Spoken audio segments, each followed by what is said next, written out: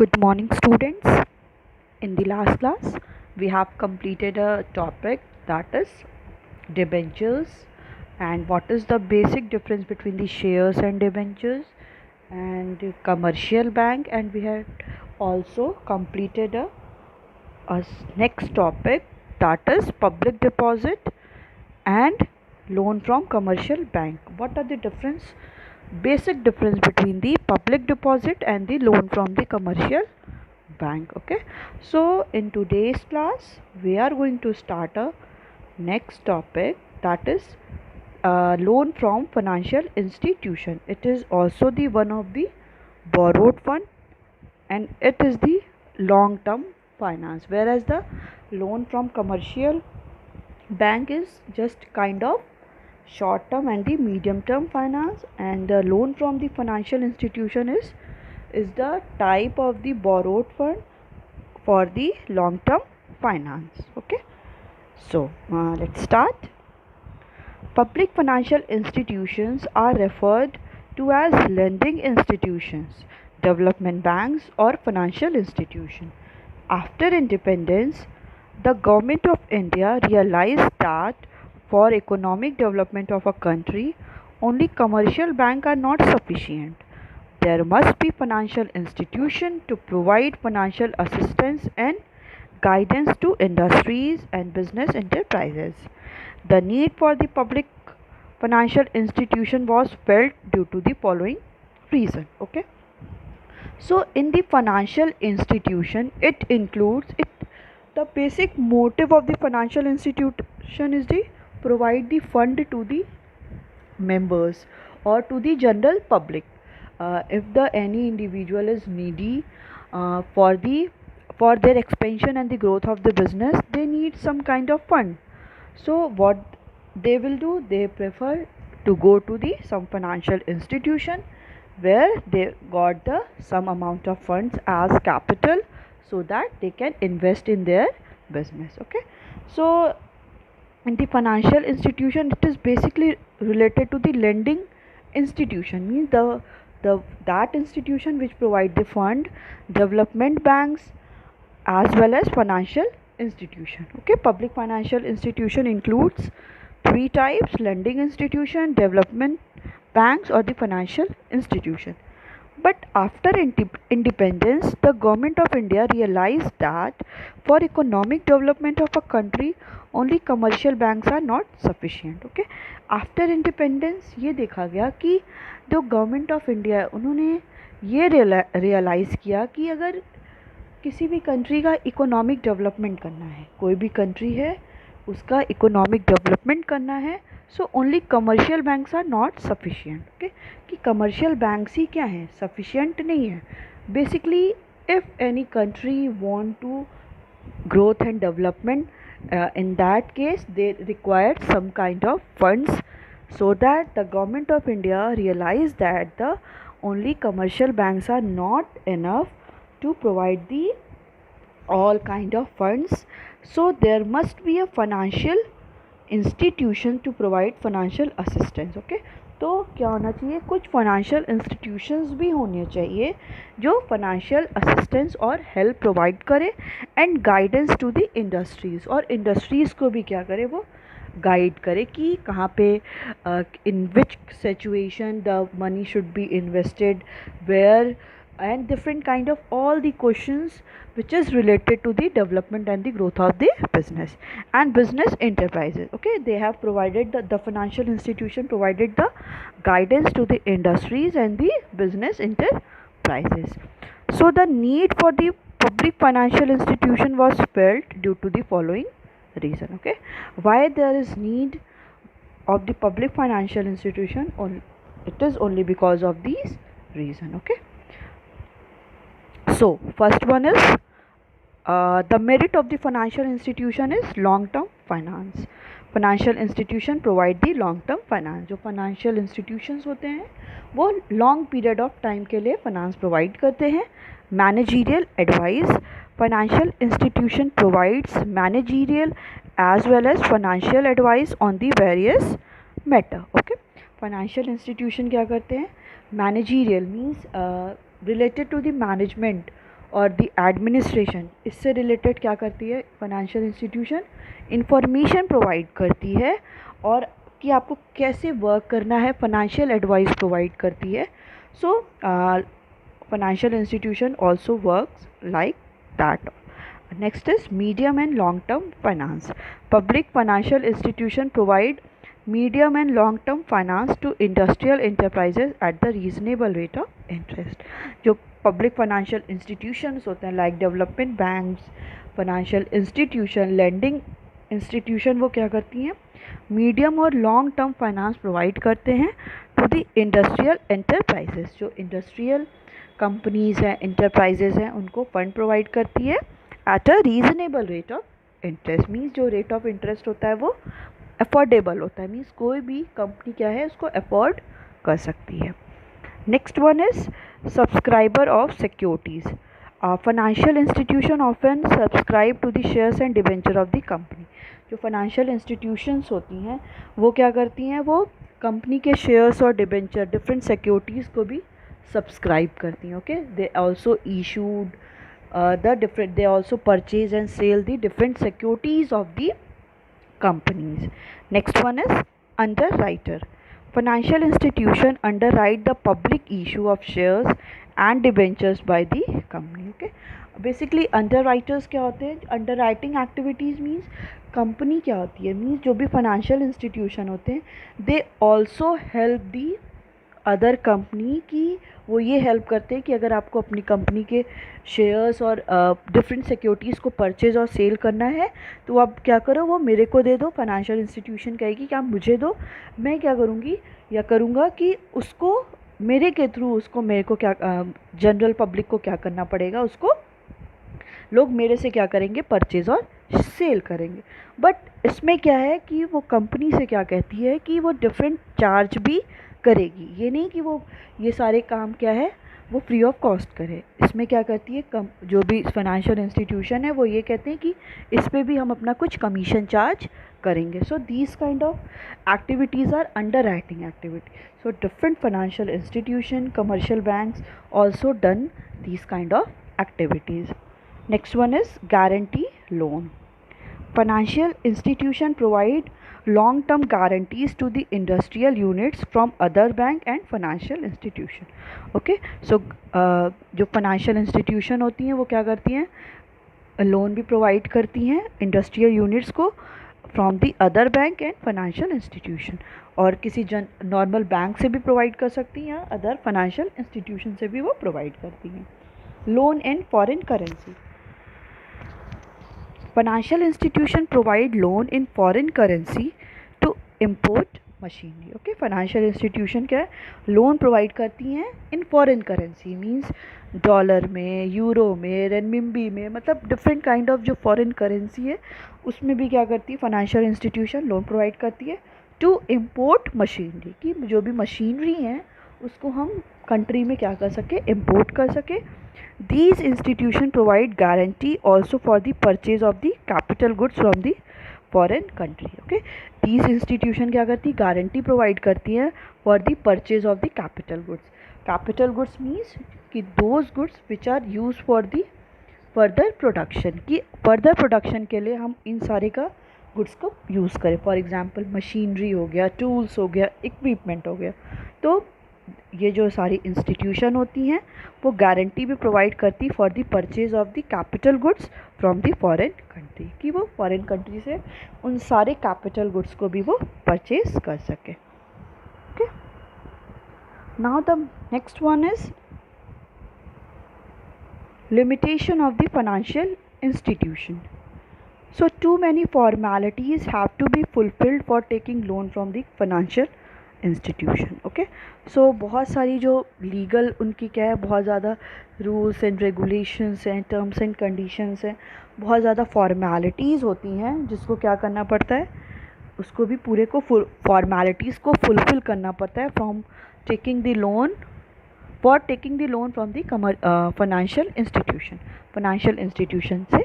So they may put certain restriction on such as restriction on dividend payment. Okay, different kind of restrictions भी क्या करती है ये financial institution provide कर देती है, सच एज जी जो भी डिविडेंड पेड किया जाता है उन सारे पे भी क्या है जो पेमेंट उसका करना है, तो उस पे भी क्या है जो शेयर्स लोग ले रहे हैं तो उस पर डिविडेंड पे करना है, तो इन सारे पे भी क्या करती है financial institution put some kind of restrictions also. Next one is sometimes financial institution appoint their nominees as board of director to restrict the power of the company.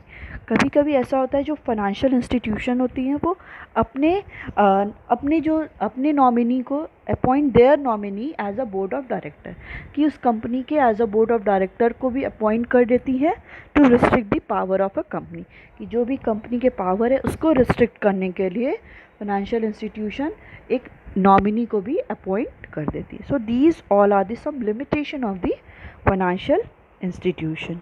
Okay, now the next is intercorporate deposit, which is also the one of the borrowed fund for the short term source of finance. Okay, so it is the deposit which is made by the one company with another company.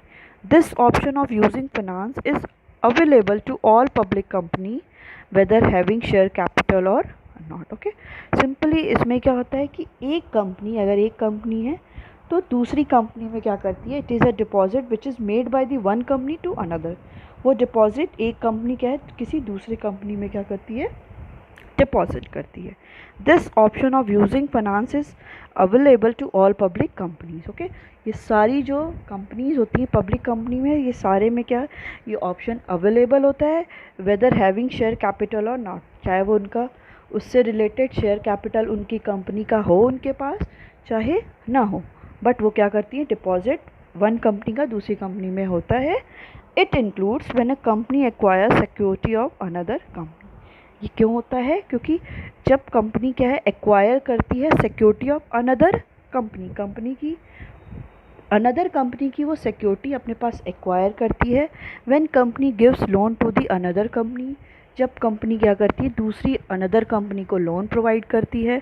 And when a company gives guarantee to any person और institution who provides loan to the another company. Okay, ये भी होता है कि जब कंपनी क्या है गारंटी प्रोवाइड करती है टू एनी पर्सन और इंस्टीट्यूशन, ये गारंटी किसको प्रोवाइड करेगी, पर्सन को और इंस्टीट्यूशन को, who provides loan to another company, जो लोन क्या है किसी अनदर कंपनी को प्रोवाइड कर रहा है. In general, we can say that companies arrange fund from another company. It is intercorporate deposit. Means simply इसका मतलब यही है कि कोई भी कंपनी, अगर एक कंपनी है वो क्या करी है अरेंजमेंट करी है फंड का, कहाँ से करेगी वो अनदर कंपनी से. तो this is called इंटरकॉर्पोरेट. Means corporate के इंटरली सब कुछ क्या हो रहा है डिसाइड हो जा रहा है, इसलिए इसको क्या बोलते हैं intercorporate deposit. Okay, so there are 3 types of intercorporate deposits. First one is 3-month deposit, 6-month deposit and call deposits. So 3-month deposit, this is the most common deposit to overcome the short term finance problem. The annual rate of interest given for 3-month deposit is 12% per annum. Okay, तो ये क्या है, ये most commonly इसको use किया जाता है for the short term finance problem. किसी भी कंपनी को क्या है शॉर्ट टर्म फाइनेंस प्रॉब्लम है, so that company will prefer to get the fund from the another company. Okay, so for the shorter period of time, so the annual rate of interest for the 3 months is deposit at the 12% per annum. ठीक है, जो annual rate of interest पे करना है for 3 months is 12% per annum. Next is 6-month deposit. These are made with the first class borrower. ठीक है, जो first class borrower है जिसके साथ उसके गुडविल, क्रेडिट वर्दीनेस ये सारे अच्छे होते हैं, उनके साथ क्या करती है कंपनी, उनसे डिपॉजिट लेती है और जो उस पर एनुअल इंटरेस्ट मिलता है वो किस रेट पे मिलता है 15% पे. Next one is call deposit. This can be withdrawn by the lender by giving 1 day notice. The rate of interest is 10%. ये कैसे विथड्रॉ कर सकते हैं कि 1 day बिफोर 1 day वो क्या नोटिस देगा कि मुझे क्या करना है, डिपॉजिट करना है या पैसे को लेना है, तो एक दिन पहले वो क्या करेगा एक नोटिस प्रोवाइड कर देगा और जो उस पर रेट ऑफ इंटरेस्ट होगा वो क्या होगा percent. Okay, so the biggest advantage of ICD is that transaction are free from the legal and bureaucratic hassles. Okay, basic इसका एडवांटेज बिगेस्ट यही है कि जो ट्रांजेक्शन्स हो रहा है बिटवीन द कंपनी, ये क्या है कि सारे लीगल और ब्यूरोक्रेटिक हेजल्स से बहुत ज़्यादा फ्री है. इसमें बहुत ज़्यादा फॉर्मेलिटीज़ नहीं है, बहुत लीगल रिस्ट्रिक्शंस नहीं है, टर्म्स एंड कंडीशंस को फॉलो नहीं करना है. ओके, सो ये इसका सबसे बिगेस्ट ICD का, इंटर कॉर्पोरेट डिपॉजिट का एडवांटेज होता है. Okay, next one is what are the different merits of the ICD? First is secrecy. The broker in this market never reveal their list of lender and borrower. These deposits are suitable for borrowing company to solve their short-term funds problem immediately, free from bureaucratic and legal problem. Okay, secrecy यही होती है कि जो broker है market में वो सारी information reveal बाहर नहीं करता है कि कितना, कौन कंपनी का क्या है लेंडर है, कौन उसका बोरोवर है. ठीक है, ये सारी इन्फॉर्मेशन बाहर मार्केट में नहीं पहुंचती है. इससे क्या होता है, सीक्रेसी मेंटेन होती है.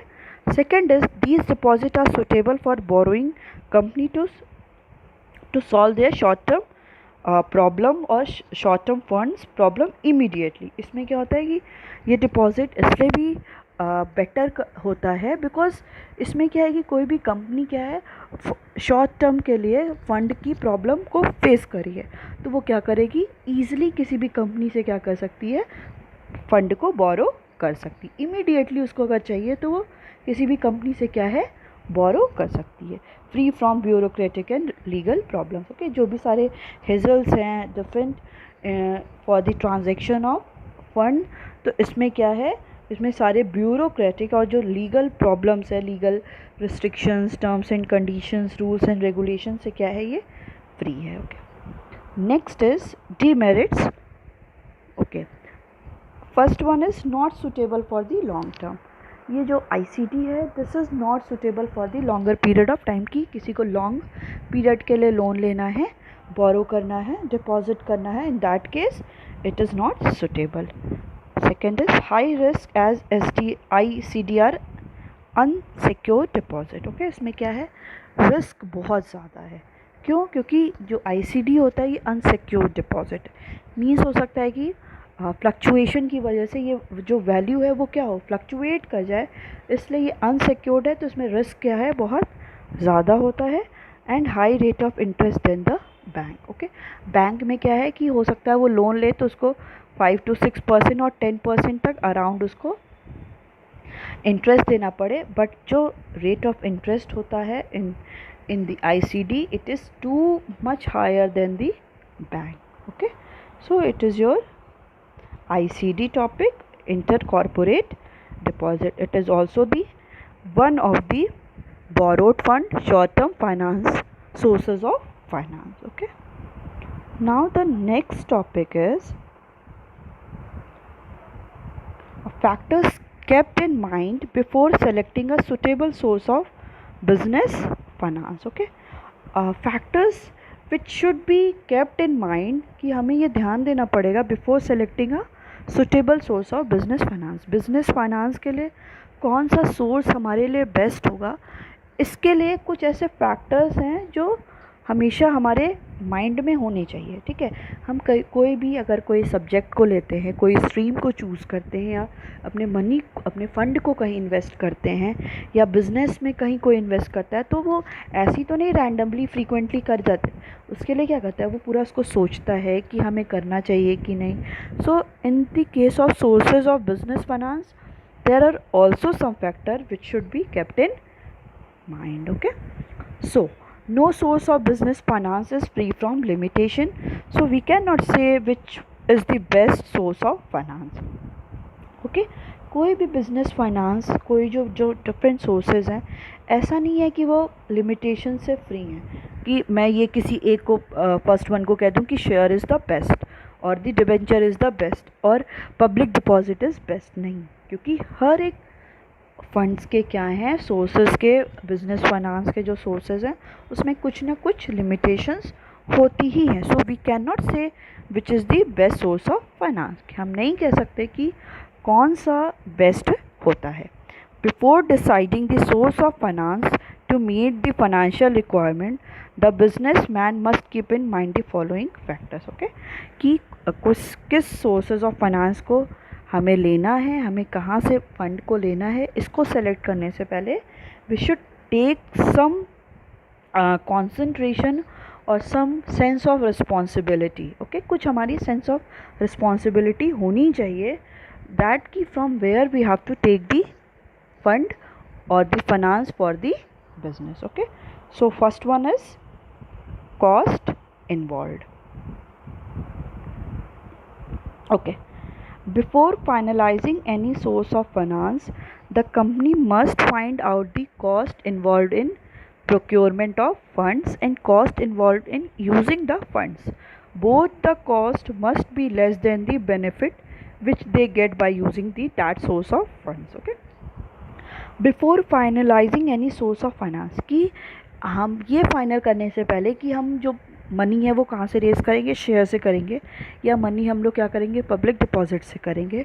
सो इससे पहले कंपनी क्या करती है, कंपनी ये चेक करती है कि company must find out the cost involve in procurement of funds, कि कितना कॉस्ट उसको इन्वॉल्व हो रहा है कि उस फंड को लेने का, मीन्स कितना उसको रेट ऑफ इंटरेस्ट पे करना पड़ा। अगर वो 4 लाख ले रही है, 10 लाख ले रही है, तो उस 10 लाख पे उसको कितना इंटरेस्ट पे करना पड़ेगा, and cost involve in using the fund, और उस कॉस्ट को यूज़ करने के लिए कितना उसका कॉस्ट लग रहा है, जो वो फंड ली है उसको इन्वेस्ट करने के लिए उसको कितना कॉस्ट को बेयर करना पड़ रहा है। ठीक है, सो both the cost must be less than the benefit which they get by using that source of fund। और जो दोनों कॉस्ट हैं कि वो कहाँ से एक्वायर करेगी फंड और कितना कॉस्ट उसको फंड को यूज़ करने में बेयर करना पड़ेगा, तो ये जो सारे कॉस्ट हैं it should be less than, ये हमेशा लेस देन होना चाहिए कि जो भी बेनिफिट हमें उससे मिलेगा when ever the company invest their fund somewhere. ठीक है, जो कंपनी कहीं भी उस फंड को इन्वेस्ट करेगी उससे जो कॉस्ट है वो क्या होना चाहिए, हमेशा जो हमारा जो बेनिफिट मिले वो हमेशा ज़्यादा होना चाहिए as comparison to cost incurred in the that business. ठीक है, तो जो कॉस्ट इनकर हो रहा है, किस में हमारा कॉस्ट, जो हमको प्रॉफिट मिल रहा है वो हमेशा ज़्यादा होना चाहिए जितना हमने कॉस्ट को इनकर किया है। ठीक, next one is financial capacity of the firm. So if the firm is financially sound, then it may be prefer borrowed fund as it will be able to repay the borrowed fund and can easily pay the interest amount। Okay, अगर कोई भी firm क्या है, financially वो capable है, in that case वो company क्या कर सकती है, वो बोरोड फंड ले सकती है, बोरो कर सकती है, बिकॉज इन दैट कंडीशन ही और that company is able to pay the all the amount, कि वो क्या है, कैपेबल है कि वो सारे अमाउंट को क्या कर सके, सारे बोरोड फंड को वो ईजिली पे कर सके, as well as the amount, the rate of interest which is put on that amount. Okay, कि जो भी उस पर कितना रेट ऑफ इंटरेस्ट है, अगर कोई भी कंपनी फाइनेंशियली साउंड है या फाइनेंशियली वो कैपेबल है, in that case that company will prefer the borrowed fund। Okay, but if the firm is not financially stable, then it must depend upon the owners fund securities। अगर कोई भी firm क्या financially वो इतनी stable और capable नहीं है, in that case उसे क्या करना चाहिए, ओनर्स फंड को यूज़ करना चाहिए। Next one is forms of business organisation. Sole proprietorship firm and partnership firm cannot raise fund by issue of shares or debentures. They have to depend upon the factoring, leasing, loan, trade credit, etc. Whereas joint stock company prefer issue shares and debentures to raise funds। Okay, जो भी sole proprietorship होते हैं, sole owner of the company और partnership, they cannot raise fund by the issue of share और debenture। वो अपने fund को share और डिबेंचर के थ्रू क्या कर सकते हैं, फंड को रेज नहीं कर सकते हैं।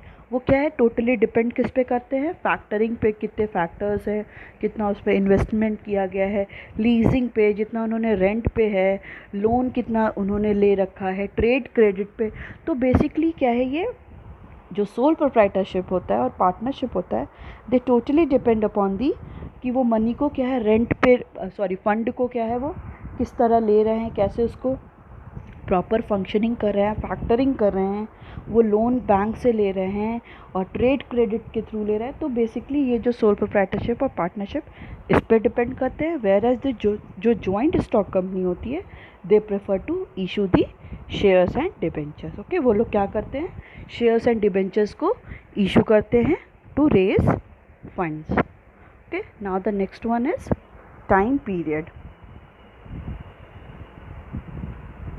Okay, another factors which help in deciding the source of fund is the duration for which the firm require funds, as for the short period trade credit, factoring, short term loan, etc. are suitable, whereas for the long term shares debenture are suitable. Okay, ये भी depend करता है कि कोई भी company